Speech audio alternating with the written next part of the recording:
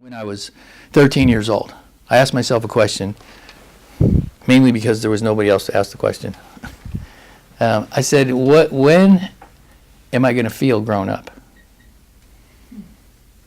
Because I felt like a little kid. I felt insecure, I felt alone, I felt wounded, I felt abandoned, I felt all the little things that you do when you don't have a father and you don't have a parent structure and you don't have anybody in your life that understands you.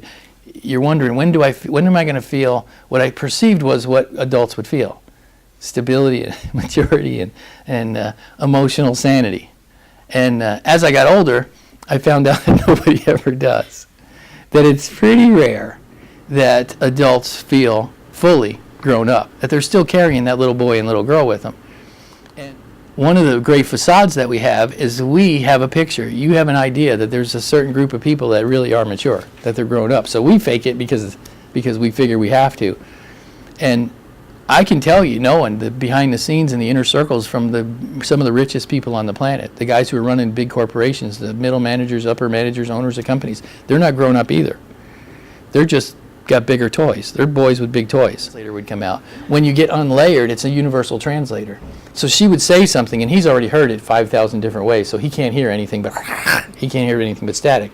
So she says something, and then says it to me, and I said, what she's trying to say is she loves you, she admires you, she wants you to be her husband. And she would just wish that you could and just tell that story. Just tell the story. He's like, is that what she's been saying? And we look over at her, is that what you've been saying? Yes, it is. He's like, I could do that because we got rid of all the static. And then on his side, do the same thing. Say, what would you say? If you could say anything at all in the world, don't let her respond. If you could say anything at all in the world, what would you say? And he would say it. And you take all the words away, and you say what he's really trying to say is the reason that he married you is because of this. And he wants that back again. I said, isn't that what you just tried to say? He said, yes, it is. And she starts crying, and they're remarried. It's the easiest and fastest thing in the world to do, is to fix a marriage.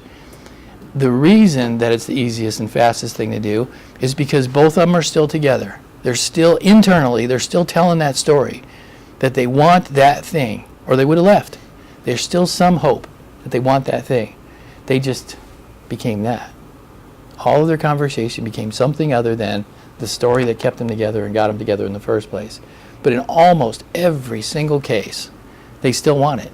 They're still willing to be that to the other person. It's just become static. I'm going to use family because everyone here has experienced this scenario. You or your kids are raising up in their years, and you're telling them something. You're trying to get to them. You're concerned for them. You want to help them, and they don't want to be helped. I just don't want to hear it. And then somebody else comes along and says the exact same thing. And they're like, you should have heard what Coach Bill said. You're like, shut up. I want to kill Coach Bill. You don't even care that it was good for him. You're like, I've been telling you that for 10 years. Why suddenly so-and-so says the exact same words that I used, and suddenly they hear you? Or talking to my wife, saying the same thing 15 times. And Jose says the same thing. She's reading his book. She's like, did you read this? It's like, oh, you did not. He probably stole it from me. What do you mean, did I read this? I had to learn this lesson the most painful way. My marriage was awful when I first got married because I was 100% IQ. I mean, I was, just listen to me and the world would be fixed, right? I'm the smartest guy in the world.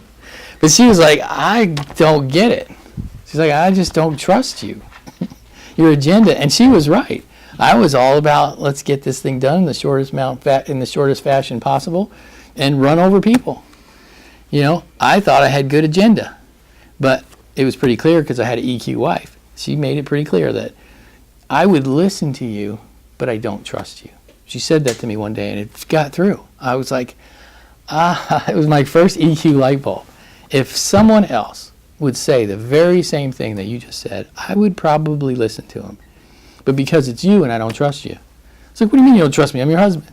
Exactly. And so I realized for the very first time with people, fast is slow and slow is fast, that I needed to change my role relationship. Instead of commander of the home, become a partner in her soul. Yes, and partner with her in life. And it was no time at all Actually, it wasn't no time at all. It took quite a while. Now that I think about it. That day I said something. It took 2 years. But I knew it was right. I didn't have the immediate effect. It took me 2 years. And what I said that day when she said that, I said, I am never going to correct her again. I'm not going to instruct her. I'm not going to become her boss. I'm not going to become her instructor. I'm not going to tell her what to do until or unless she asks me. If she asks me for help, then I will help her. And until that happens, I'm done being her boss. 2 years of being her friend, where I stopped caring whether she asked me or not. I'm just going to support her. I'm just going to be there for her. And she comes to me and she says, what do you think about this? I'm like, wow, this is amazing.